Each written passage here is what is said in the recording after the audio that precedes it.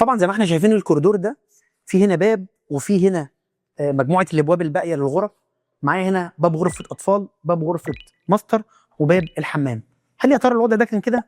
وهل الكوريدور ده كان مجرد طرق توزيع للفراغات؟ للاسف لا، الكلام ده كان مختلف تماما. تعال اما نشوف كان عامل ازاي. طبعا زي ما احنا شايفين الكوريدور هنا كبير جدا. طب هل احنا كناس هتشطب الشقه دي هنرضى بالوضع ده؟ اكيد لا. كوريدور كبير بدون داعي ومش هعرف استغل الفراغ ده. طب هتعمل ايه يا هندسه هنا؟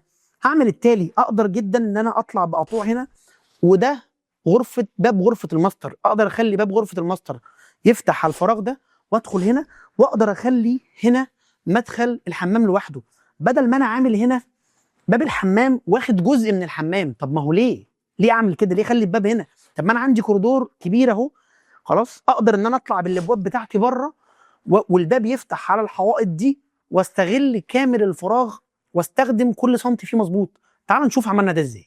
طبعا زي ما احنا شايفين بعد بقى ما احنا عدلنا وبعد ما احنا شطبنا الوضع بقى حلو جدا. انا شايف دلوقتي غرفه الماستر بيدروم ليها مدخل خاص بيها، طبعا في وش الباب هيكون في مكتبه لسه هتتعمل ان شاء الله، وكذلك الحمام برضو نفس الكلام. لما عملنا الباب خدناه لبره، قدرنا ان احنا نستغل كامل مساحه الحمام من الداخل. وكمان العميل طلب مننا غساله، يعني لو تفتكروا تحت كنا بنقول هنعمل حوض وتويلت وشاور، لا ده هو زود كمان غساله في الحمام.